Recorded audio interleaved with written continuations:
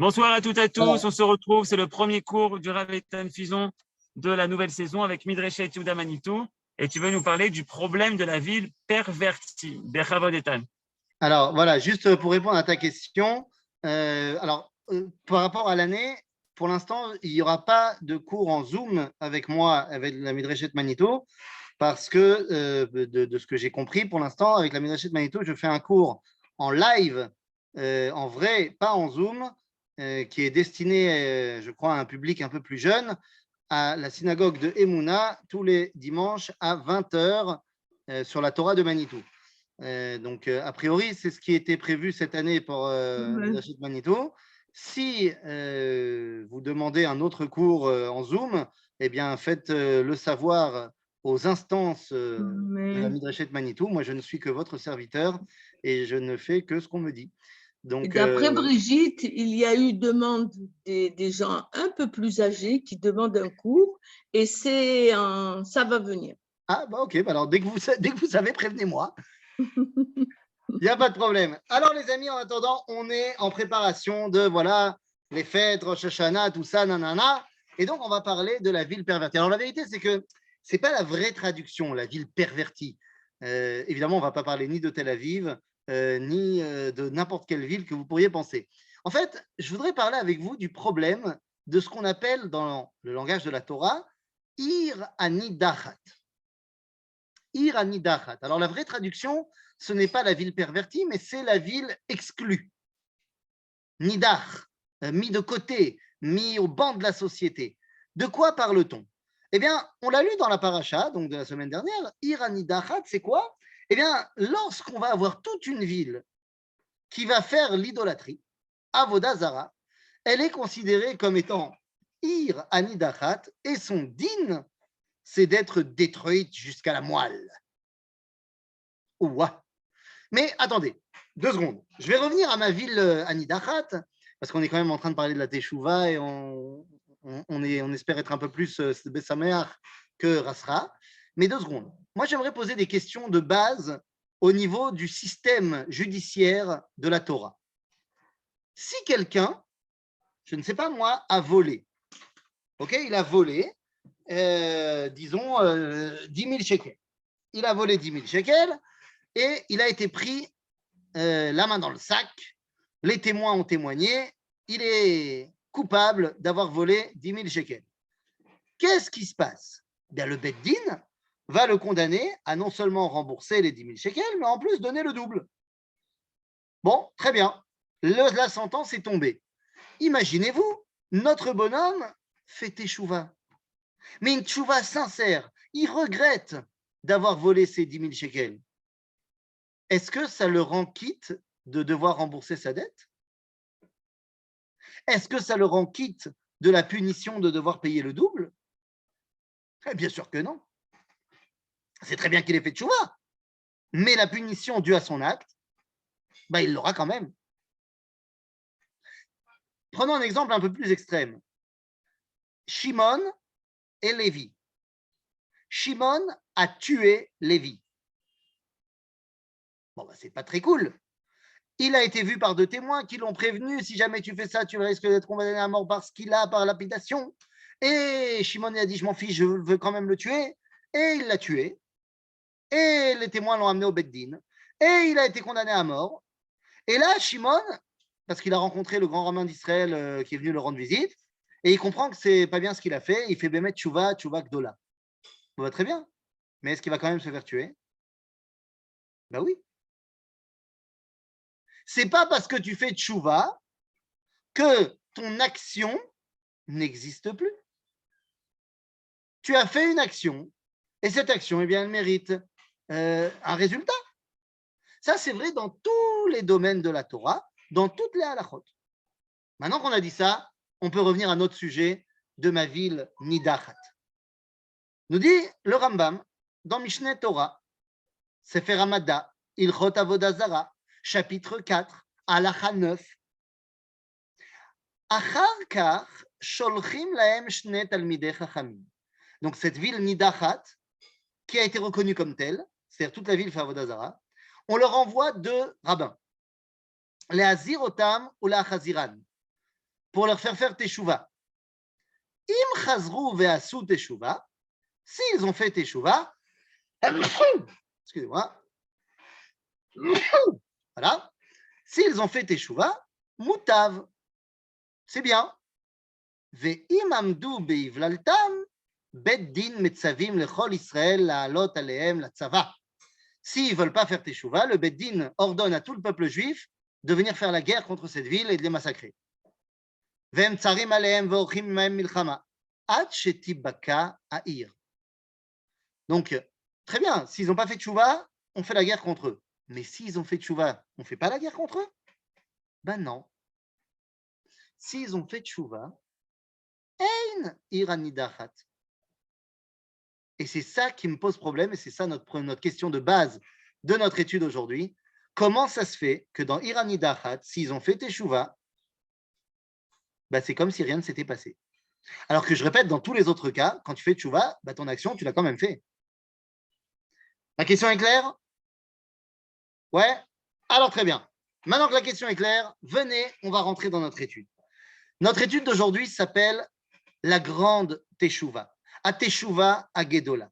On reviendra évidemment à notre irani dachat, mais tout d'abord à teshuva à Gedola. Quand on parle de teshuva, il faut bien comprendre que le concept même de teshuva, c'est une nouveauté du judaïsme. Le Rav Kook, dans un livre qui s'appelle Ikve Hatson, nous enseigne la chose suivante. המחשבות הרוחניות מתחלקות בייחוסן לחלוקת עמים, בשלושה חלקים כוללים. Les idées que les hommes peuvent avoir doivent se subdiviser en trois catégories. ישנם מחשבות כלליות, גדולות וקדושות, שאינם נוגעות כלל בנחלת כל גוי ואומה. וכל חכמי לב וכל קדושי רוח שבכל האדם אשר על פני האדמה שווים בהם לטובה. Il dit Rav Kook qu'il y a des idées qui sont identiques dans le monde entier. Dans toutes les cultures, tu as des hommes de bien qui ont ces idées-là. Je donne un exemple, tu ne tueras pas.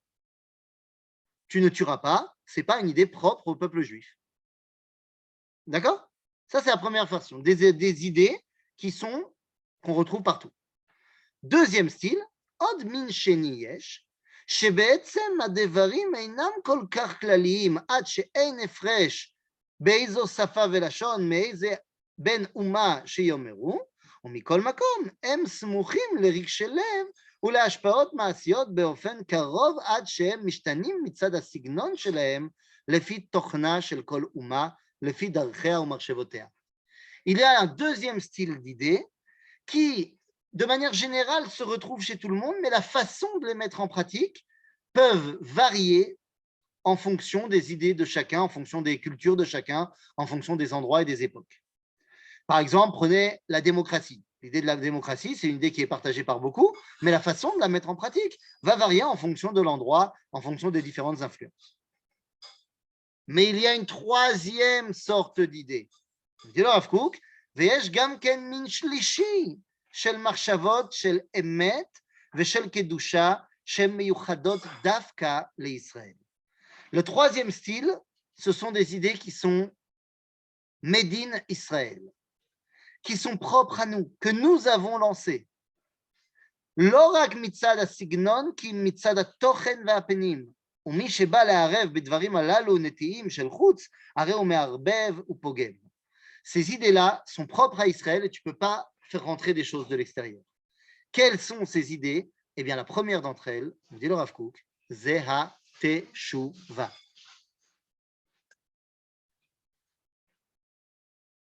Non, ça fait beaucoup de bruit. Ha-teshuva. La teshuva, c'est une idée propre au peuple juif. Lama. Lama, teshuva, c'est particulier au peuple juif. Makara. Pourquoi c'est si particulier au peuple juif? Les amis, c'est très simple. La tchouva, c'est le retour à un créateur qui m'a sorti de lui pour me créer. On l'a déjà étudié 12 fois ensemble. Vous vous rappelez que Bereshit bara Elohim et Hashamayim et Haaretz, bara, ça veut dire mis à l'extérieur. Bra. dehors. Bara bachutz. Donc, pour nous créer, Dieu nous a sortis de lui. Donc, lorsque le Créateur se dévoile à moi, Be'ar Sinaï, alors je comprends qu'il y a un écart entre lui et moi et j'ai envie de revenir. Donc, seul celui à qui le Créateur s'est dévoilé peut faire teshuva, puisque c'est le seul qui a conscience de son éloignement. Et donc, la teshuva par excellence, qui n'a rien à voir avec l'expiation des fautes, la teshuva, c'est un retour. Eh bien, cette teshuva, elle est propre au peuple juif. Et d'ailleurs, eh bien, quand on parle de teshuva, il faut se rappeler à quel point la teshuva, c'est calme. Eh oui, c'est très facile de faire teshuva. Dans l'introduction de son livre Orot à Teshuva, nous dit le Rav Kook, Hatshuva, itofeset et achelek hayoter gadol batorah ou bachaim. C'est la place la plus importante, la plus grande de toute la Torah. Alea benuyot kol hatikvot haishiot vatziburiot. Tous les espoirs de l'individu et du peuple dépendent de la teshuva. Ben oui, du retour à Dieu. C'est la mitzvah la plus simple de parmi les plus simples. C'est quoi Ir'ur Teshuva? C'est quand je pense à vouloir faire Teshuva. Penser à vouloir faire Teshuva, c'est déjà quelque part faire Teshuva. Mais oui, parce que tu te connectes à ce retour à l'origine. Alors les amis, c'est bien beau de dire tout ça. Mais le Rav Kook vient de nous dire comme ça que c'est mitzvah. ואני שואל, מה באמת? האם יש מצווה לעשות תשובה? Est-ce qu'il y a une mitzvah de faire teshuva? Annie fait non avec la tête. Alors, qu'est-ce que vous en pensez? Il y a une mitzvah ou il n'y a pas de mitzvah? Bien les amis, comme d'habitude, quelle est la meilleure réponse quand un rabbin pose une question? La meilleure réponse, c'est machloket. Comme ça, tu ne te mouilles pas. Il y a forcément des gens qui ont dit comme ça, forcément des gens qui ont dit l'inverse. Si tu dis machloket, tu es sûr de t'en sortir partout. Et effectivement, c'est machloket. Machloket classique entre le Rambam et le Ramban. Ah, classique. Ce sont deux personnages qui sont en machloket tout le temps. Pour le Rambam, Besefer HaMitzvot, effectivement, il n'y a pas la mitzvah de faire teshuva. En mitzvah teshuva besefer ha-mitzvot shel Rambam. Nous dit le Rambam la chose suivante, Rabotai. Kol mitzvot sheba Torah. Toutes les mitzvot de la Torah. C'est dans Ilchot Teshuva, chapitre 1, halacha 1. Nous dit le Rambam, Kol mitzvot sheba Torah. Toutes les mitzvot. Ben aseh, ben lo ta'aseh. Qu'elles soient positives ou négatives. Im avar adam alachat mehem. Si un homme en a transgressé une, donc déjà je m'arrête sur le si pour dire que ce n'est pas obligé de fauter. D'après le judaïsme, on n'est pas obligé de fauter. Non, messieurs, dames. Im adam avar alachat mehem.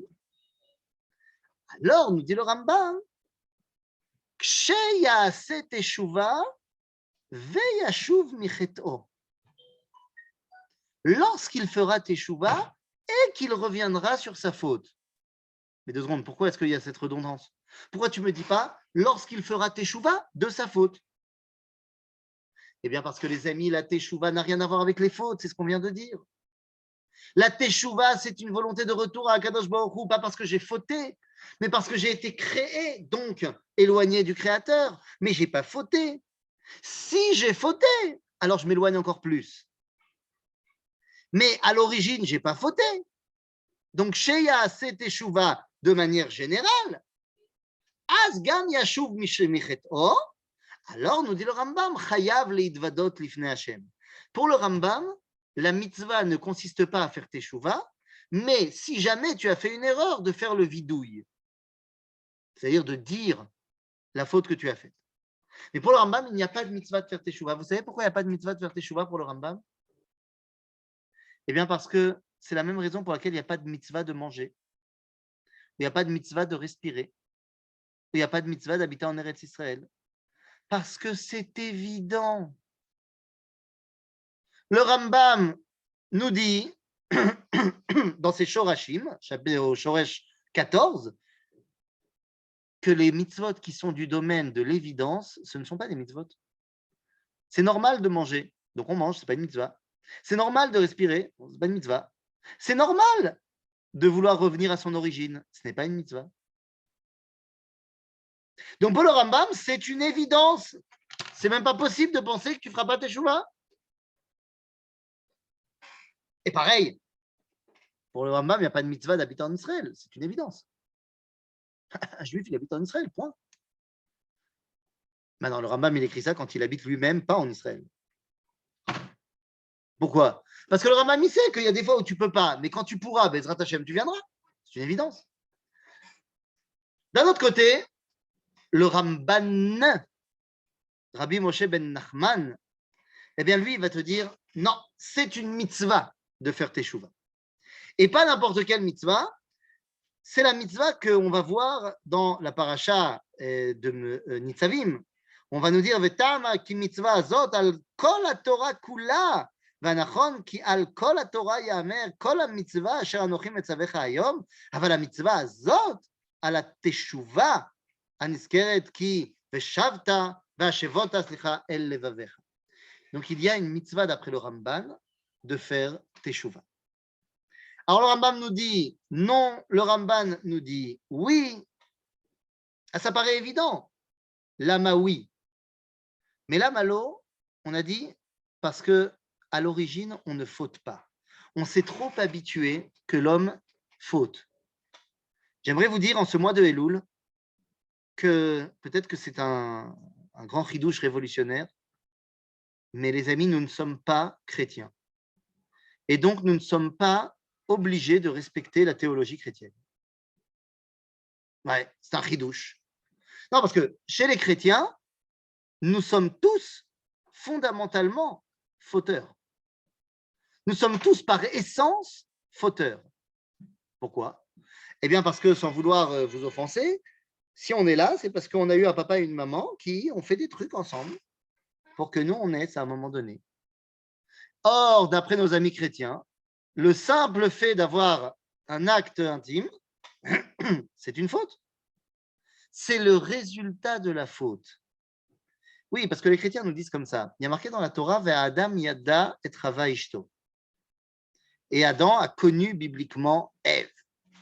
Seulement, ça s'est passé quand? Eh bien, après la faute.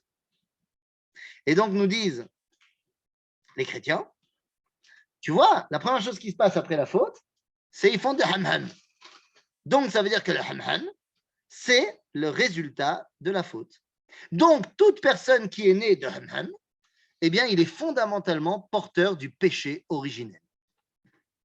Ainsi donc, seul un homme qui n'est pas né de ham-ham, mais par l'Immaculée Conception, peut sauver le monde. Voilà, vous avez eu un récapitulatif de la théologie chrétienne. Vous êtes dispensé de catéchisme pour les prochaines années. Bon, d'accord, mais il faut répondre aux chrétiens. Ils ont raison, ils ont tort. Il y a Béhémet marqué Adam Yada et Chava Ishto après la faute. Seulement, les chrétiens ont oublié de lire Rashi. Ils n'ont simplement pas appris l'hébreu. Parce que Rashi nous explique que dans la Torah, lorsqu'on parle d'un événement passé et qu'on met le sujet avant le verbe, Ve'a Adam Yada, et non pas Vayeda à Adam, eh bien, ce n'est pas du passé, mais c'est du passé antérieur. Ça veut dire que ça s'est passé quand Ve'a Adam Yada et Chava Ishto? Avant la faute au Gan Eden. Et donc, non, l'acte intime n'est absolument pas porteur de la faute, mais bien au contraire, il est l'acte le plus kadosh qu'il soit. Donc, non, on n'est pas fauteur. Et donc, nous dit le Rambam, tu n'es pas obligé de fauter. D'ailleurs, la Gemara va nous dire qu'il y a 4 personnes qui n'ont jamais fauté. Jamais. On dit à Gemara dans Maseret Shabbat, Arba metu be'etio shel nachash. Il y en a 4 qui sont morts à cause de l'histoire du serpent et de Adam Arishon. C'est qui ces 4 personnages? Binyamin ben Yaakov,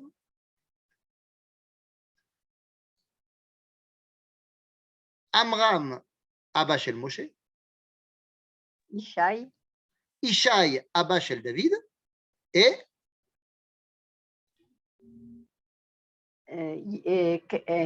Kilav. Et bien sûr, Kilav, Appelle le fils de David. David.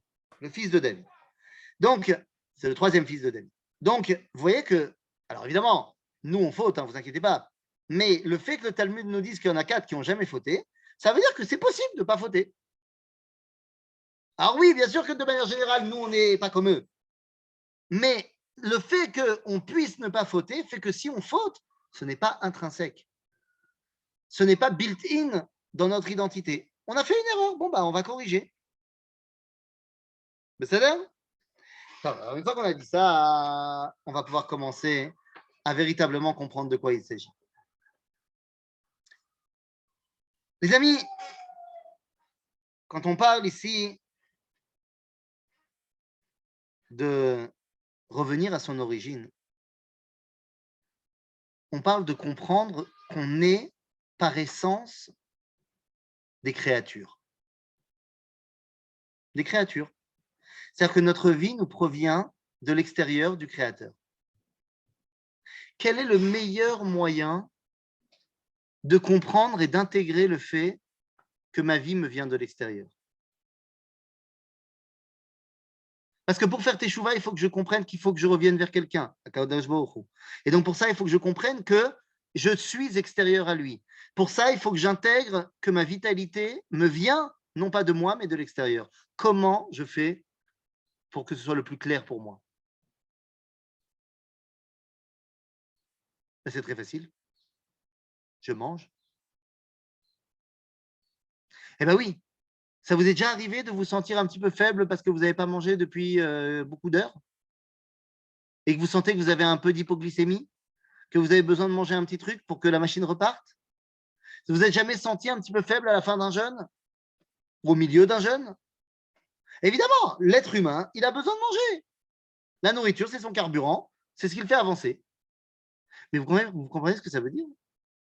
Ça veut dire que lorsque je mange, je le ressens de manière pas intellectuelle, mais de manière kiyumite, de manière dans mon ressenti, dans ma chair, que ma vie, ma vitalité me vient de l'extérieur. J'avais un steak dans l'assiette, j'étais très faible.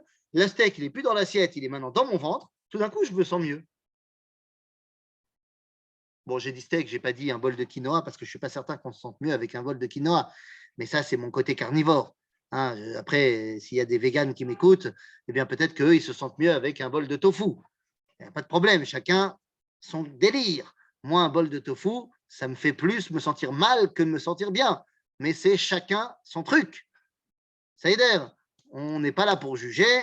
Ma femme mange du tofu et moi, je mange du burger. Et ainsi, nous nous permettons ensemble d'élever toute la création. J'ai un grand principe dans la vie. Je me dis que Dieu, il a créé les choses, c'est pas pour rien. Il a créé la salade et il a créé la vache. La vache mange la salade et moi, je mange la vache. Comme ça, tout le monde est content. C'est-à-dire, c'est un travail d'équipe dans la création. On est tous ensemble. Quoi qu'il en soit, c'est exactement ce que Avraham avait nous fait. Nous dit le Midrash dans Bereshit Rabbah. Vayevarcheu. ויאמר ברוך אברהם לאל עליון, קונה שמיים וארץ, ממי כנען? רבי אבא בשם רבי כהנא ורבי יצחק בר אבא אמר, כאינש דאמר, פלן, inehou yei. Bon, je vais vous le faire en hébreu, pas vous le faire qu'en araméen, pour faire genre. Le Midrash nous raconte que comment Abraham, il faisait faire tchouva aux gens. Il les accueillait, vous savez, sa tente, sa fameuse tente ouverte aux quatre coins, et quand il les accueillait, il leur donnait à manger. Maintenant, comme Abraham, ça marchait bien, hein, le Rambam nous dit qu'il avait alafim urvavot, d'élèves. Ça veut dire qu'Abraham, il n'était manifestement pas ashkénaze. Parce que s'il avait été ashkénaze, dans sa tente, il y aurait eu 3 crackers et puis un morceau de herring. Je peux te dire que ce n'est pas ça qui aurait fait faire tchouva aux gens. Non, non, il était sfarad et il est arrivé avec 29 salades. Et après, il a dit, mais pourquoi tu pars? Il y a le repas, et après, il y a le dessert, et après, il y a, et après, il y a, et après, il y a. Les Kitsour, il leur donnait à manger. Et à la fin du repas, quand tout le monde ne pouvait plus bouger tellement ils avaient mal au ventre, eh bien, Abraham leur disait peut-être que ce serait le moment de remercier celui qui vous a donné à manger. Et là, les gens disaient merci à Abraham. Et Abraham disait non, pas moi, merci lui. Et il disait Baruch el olam she'achalnu mishelo. Mais qu'est-ce que ça veut dire? Ça veut dire qu'ils ont ressenti dans leur chair que leur vie leur venait de l'extérieur. Et donc, par excellence, leur vie leur vient de celui qui a créé le monde. Ainsi donc, une fête juive, c'est quoi? On a l'habitude de dire en rigolant, une fête juive, c'est on a voulu nous tuer, ils n'ont pas réussi, viens, on mange. La définition d'une fête juive. Mais derrière la blague, pourquoi est-ce qu'on mange tout le temps dans les fêtes juives? Pourquoi est-ce qu'à chaque fête, il y a son aliment? Parce que la fête juive, c'est le moment de rencontrer Akadosh Baruch Hu. Il faut que ça passe par un aliment.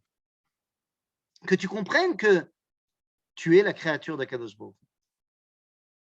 Et donc la créature veut rencontrer son créateur. On parle toujours en fait de la même chose, vous comprenez bien.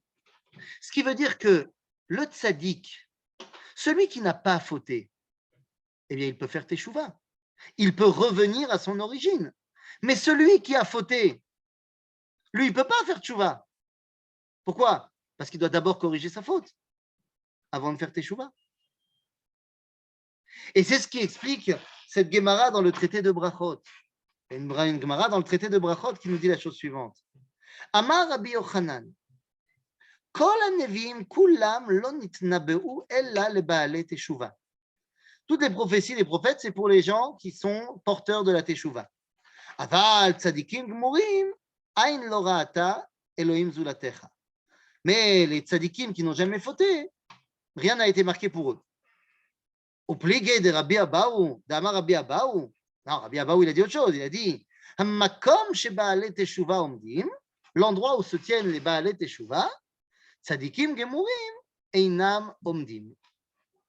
L'endroit où se tiennent les baalei teshuva, les tzadikim ne peuvent pas se tenir.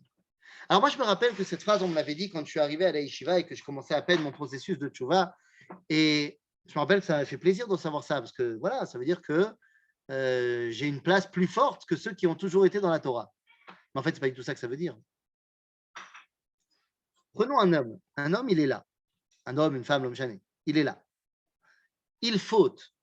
Il descend là. Il était tzaddik, il est devenu rachat. Maintenant, il fait teshuva. Il remonte. Il devient Baal Teshuva. Seulement au moment où il devient Baal Teshuva, au même instant, il redevient donc de facto tzaddik. Et le tzaddik, il ne peut pas la hamod. Il doit continuer à remonter vers Akadosh Baruch Hu. Quand on te dit Makom chez Baalei Teshuva Omdim, la hamod, ça veut dire être statique. L'endroit où le Baal Teshuva se tient, il a fini de faire Teshuva de sa faute. Très bien. Maintenant, il redevient tzaddik, alors il peut continuer à avancer. Il peut continuer à faire la vraie teshuva. Vous comprenez, les amis, la vraie teshuva ne nous demande pas de corriger nos fautes. Parce que ça, c'est évident que tu vas corriger tes fautes. D'ailleurs, tu as tout le mois de Elul pour corriger tes fautes. Tu prends un petit calepin, tu regardes toutes les fautes que tu as fait dans l'année et tu les corriges une par une. Tchic-tchac. C'est pas un problème. Aval, Baalei teshuva, une fois qu'ils sont redevenus tzadikim, alors ils s'occupent de la vraie teshuva. De monter. Je ne sais pas si vous avez fait attention, mais à Rosh Hashanah, on ne parle pas de teshuva. Dans la tfila de Rosh Hashanah, à aucun moment, on fait allusion à la teshuva.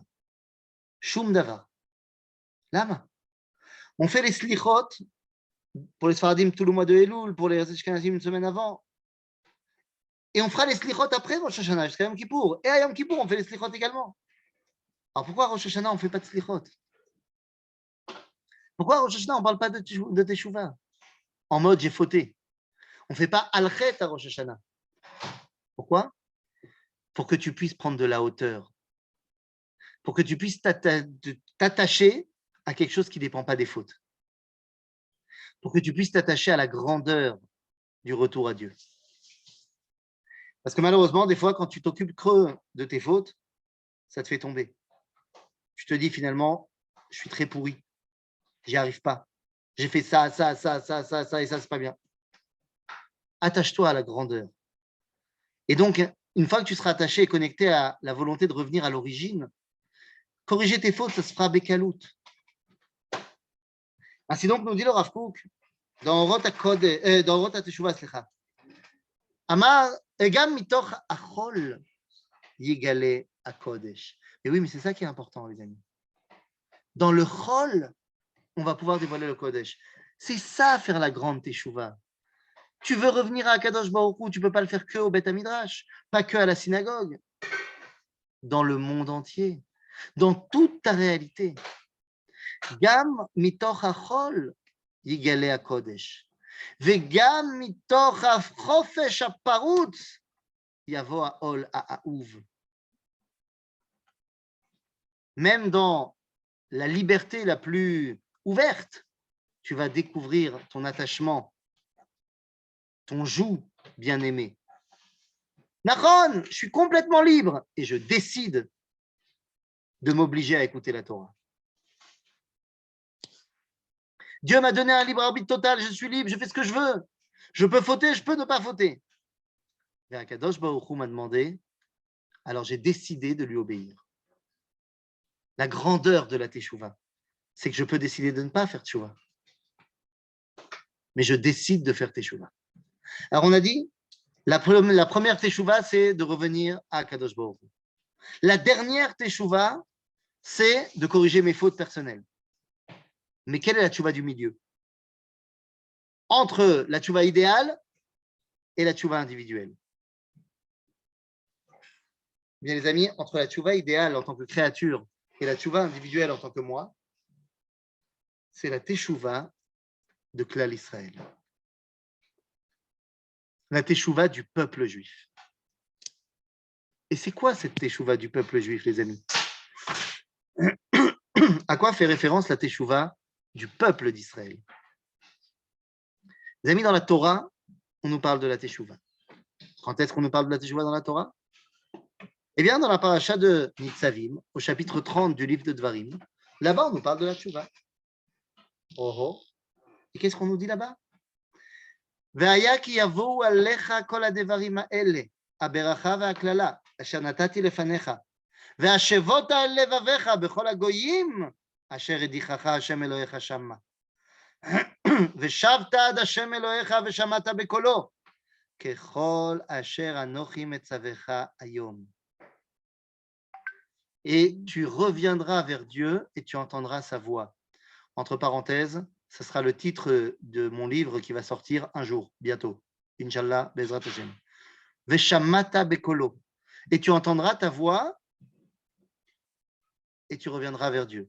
Veshamata bekolo, et quoi? ככל אשר אנוכי מצווך היום. אתה ובניך בכל לבביך ובכל נפשך. Et c'est quoi? Alors ça consiste à quoi cette תשובה? ושב השם אלוהיך את שבותך וריחמך, ושב וקיבצך מכל העמים אשר הפיצך השם אלוהיך שמה. אם יהיה נידחך בקצה השמיים, משם יקבצך השם אלוהיך ומשם ייקחך. והביאך השם אלוהיך אל הארץ אשר ירשו אבותיך וירשת, והיטיבך וירבך מאבותיך. Rabotai, Rabotai, c'est quoi la teshuva du peuple juif? Eh bien, c'est très simple. Rentrer à la maison. Nous dit la Torah. C'est quoi la teshuva? Veshav Hashem Elohecha, veshav vekibetzcha mikol ha'emim. Kibbutz galuyot. Rabotai, le sionisme qui a ramené près de 7 millions de juifs en Israël est la plus grande teshuva de tous les temps. Alors évidemment que c'est mieux que cette teshuva elle soit accompagnée de Shabbat, de Kashrut, de toute la Torah. Aval la teshuva numéro 1 du peuple juif, c'est pas de remettre les tefillin. Je suis pour la mise des tefillin. Tefillin is good, tefillin is beautiful. Ne me faites pas dire ce que je n'ai pas dit. Mais la première teshuva du peuple juif, c'est de revenir à la maison. Zeteshuva ta'umma. C'est la teshuva du peuple juif. Il y a la teshuva idéale, revenir à mon origine, la teshuva individuelle de mes avérotes, mais la teshuva du peuple juif, c'est rentrer à la maison. C'est la teshuva la plus importante. Tov. Alors, qu'est-ce qu'on fait? Qu'est-ce qu'on fait dans ces cas-là? La tchouva du peuple juif, c'est de rentrer à la maison. Mais pour qu'elle devienne une tchouva collective, il faut que je comprenne que je m'inscris dans le collectif. Et tout le secret est là. Est-ce que je suis un membre de l'entité collective d'Israël ou pas? Les amis, je reviens à ma Iranidachat, à ma ville pervertie qu'on a mis dehors, qu'on est censé tous tuer. Et on avait dit, le Rambam avait dit, Im asu tshuva mutav. C'est bien. S'ils ont fait tshuva, c'est bien. nous dit le Ravad, Rabbi Avraham ben David, מה? היא אמרת, טוב הדבר שתועיל להם התשובה, אבל לא מצאתי תשובה מועלת אחר התראה ומעשה. Nous dit le Ravad, mais qu'est-ce que ça veut dire tov? Quoi, ça veut dire qu'ils n'auront pas leur punition? Mais on n'a jamais vu, c'est ce qu'on a dit tout à l'heure, on n'a jamais vu quelqu'un qui fait une faute et bah, sa tchouva, elle fait que maintenant, il n'est plus responsable, il n'a plus de punition. Alors les amis, comment ça se fait que dans la Iranidachat, s'ils ont fait tchouva, il n'y a pas de punition? Eh bien, l'explication, elle est fantastique et elle nous provient du Rabbi de Lubavitch. Le Rabbi de Lubavitch, dans Sichot HaShavua sur la paracha de Ré, qui parle de Iranidachat, eh bien, nous dit la chose suivante. והטעם שתשובה מועילה בעיר הנידחת שעשה תשובה הוא שהרי שם בנפילה לעבודת כוכבים כל הכלל נפל לחטא. Dans la עיר הנידחת, eh bien, c'est toute la ville qui est tombée dans l'idolâtrie. וברגע שעשו תשובה, mais lorsqu'ils ont fait תשובה, הכלל, ברגע שעשו תשובה, סליחה, הכלל תשובה נשארים רק היחידים שחטאו. C'est la ville qui a fauté dans la Avodah Zara. Ça veut dire quoi, la ville a fauté dans la Avodah Zara? C'est qu'ils ont mis une statue devant la mairie. C'est qu'ils ont fait des lois municipales ordonnant à faire des sacrifices à l'idolâtrie. Et que les gens ont fait. Mais c'est d'abord et avant tout l'entité collective. S'ils font teshuva, ça veut dire quoi? Ce n'est pas un individu. La ville fait teshuva. Ah, la ville fait teshuva. Donc, ils ne sont plus à Iranidachat. Il ne reste plus que des individus qui ont fait des avérotes. Et les individus qui ont fait les avérotes, הם לא כלל הנשמה, ולכן אם עשו תשובה, הרי שכבר אין Iranidachat, אלא יחידים שעבדו עבודה זרה. Et donc, comme la teshuva va faire en sorte qu'il n'y a plus en tant qu'entité collective la faute, ça n'est plus que des individus. Ben, les individus, ils feront teshuva tranquillement, un par un. Et les individus, on leur trouvera des circonstances atteignantes, comme on a toujours trouvé aux individus. Et c'est pour ça, nous dit le Rambam, que s'ils ont fait tchouva, il n'y a pas de Iranidachat. Parce que le problème de Iranidachat, c'est lorsque le peuple, la collectivité est pourrie. Mais lorsque la collectivité fait tchouva, alors on ne s'occupe plus que des individus. Le secret de Rosh Hashanah, de Yom Kippourim, c'est de faire partie du klal, de m'intégrer à la collectivité, de m'intégrer à la grandeur de klal Israël. Après moi, en tant qu'individu, j'ai fait une faute comme ci, j'ai fait une faute comme ça. Ça aide. Mais attendez, 2 secondes, temps mort. C'était quoi, on a dit? La faute de Iranidachat? C'était Avodah Zara. Ah, quand est-ce que le peuple juif il a fait Avodah Zara en tant qu'individu, en tant que collectivité? Vous savez quand est-ce qu'on a fait Avodah Zara en tant que collectif? Nous dit la Gemara, dans le traité de Avodah Zara, à la page 8, Tanya, Rabbi Ishmael Omer, Israël shebechutz haaretz, ovdei Avodah Zara betahara hem. Le peuple juif, lorsqu'il est en exil, il est un peu ovdei Avodah Zara. En d'autres termes, c'est quoi cette Iranidachat? C'est lorsqu'on nous parle de l'exil. L'exil, c'est l'Avodah Zara pour nous. Et donc, lorsqu'un Israël fait tchouva, mais ça veut dire quoi, Israël fait tchouva? Ça veut dire qu'il rentre à la maison. Les amis, s'attacher à la plus grande teshuva de l'histoire, venir en Israël, ou alors, si on ne peut pas pour X ou Y raison, eh bien, être complètement les yeux, le cœur, les mains tournées vers Israël jusqu'au jour où je pourrai venir. Alors, c'est ça le secret qui me permet de me retrouver dans la grande Teshuvah. Et c'est la réponse incroyable. Et on va terminer par là. La réponse incroyable que nous dit Rabbi Mordechai Yosef Leiner, Baal Mea Shiloach. Le Baal Mea Shiloach, un des grands maîtres de la Chassidoute, il pose la question et il dit, c'est le rabbi de Ishbitzer, il dit, comment ça se fait qu'à Rosh Hashanah, on ne se souhaite pas Mechila? On ne se demande pas Mechila, on ne demande pas pardon les uns aux autres. C'est bizarre. Comment ça se fait? Pourquoi on ne se demande pas pardon les uns les autres? À Kippour, on se demande pardon. Slicha ou Mechila. Mais à Rosh Hashanah, non. Pourquoi? Dit le rabbi de Ishbitzer, Beyom HaKippurim, Rov HaChattaim Sheli, Mavdilim Oti Michaveri. À Yom Kippour, mes fautes personnelles me font bien montrer ma différence entre moi et mon prochain. Lui, il n'a pas fauté là, moi j'ai fauté là. Ve'omdim anachnu keshte reshuyot shonot. Et on est deux identités différentes, avec nos fautes. Lachen bakashat aslicha avur kol chet she'avarti klapav eino chova nimretzet. Je dois évidemment lui demander pardon pour tout ce que j'ai pu faire envers lui. Aval berosh Hashanah, lo oskim betshuva, ela bemalchut Hashem yitbarach. À Rosh Hashanah, comme on a dit, on ne s'occupe pas de petites tchouva individuelles de mes fautes. On s'occupe de la royauté divine. Et donc, comme on s'occupe de la royauté divine, de retourner à Dieu, Aliédek la louta de Knesset Israël. Tu ne peux y arriver que grâce à l'appartenance à la collectivité. Donc, En Shayach, la redet le pratiut velavakesh slicha, ella miyad mevasrim lo, tichate vetichatem le sefer chaim tovim. On ne peut pas demander pardon sur des fautes personnelles, parce qu'à Rosh Hashanah, on ne s'occupe que de grandeur, que d'appartenance à la collectivité d'Israël. Et donc, on se dit les uns les autres, fais partie de ce livre de grandeur qui est le livre de la vie du Ham Israël. Abotai, c'est ça la grande Teshuvah. La grande Teshuvah, au-delà de corriger mes fautes personnelles, que je suis en train de corriger en Elul et que je vais continuer jusqu'à Yom Kippour, bien sûr. Mais la grande Teshuvah de Rosh Hashanah, c'est la prise de conscience que je fais partie d'une identité collective qui s'appelle le peuple juif qui est revenu sur sa terre. Et en faisant partie de cette identité collective, en faisant partie de cette grande Teshuvah, qui me rattache également au fait que je suis une créature qui s'est éloignée de mon créateur, pas parce que j'ai fauté, mais parce que j'ai été créé, je cherche à revenir par l'intermédiaire du peuple juif. Et grâce à cela, eh bien, mes fautes personnelles deviennent beaucoup plus faciles à corriger, parce que j'ai un dos sur lequel m'appuyer.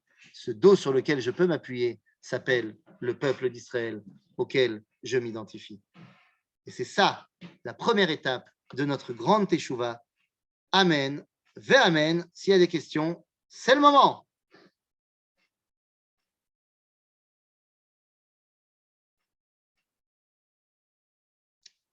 Pas de questions? On est tétanisé. Pourquoi? Mais parce que tout ce que vous dites, c'est tellement beau qu'on n'a pas de questions. Ah, bah, il faut des. Bon, bah, très bien. Alors, prochain coup, je dirai des trucs moches. Vous ne pouvez pas, vous. Mais si. D'ailleurs, notre prochain rendez-vous, c'est pas la semaine prochaine, mais la semaine d'après, le 21, le mercredi 21. Et là aussi, on parlera peut-être un petit peu plus de Yom HaKippourim, puisqu'on a parlé beaucoup de Rosh Hashanah aujourd'hui. Donc, on parlera peut-être un petit peu plus de Yom HaKippourim. La suite au prochain épisode. À bientôt, les amis. Merci beaucoup, c'était magnifique. Kol Tov. Je ne sais pas s'il entend. Oui, j'entends. Ah, à bientôt. Shakoach. Toda rabba.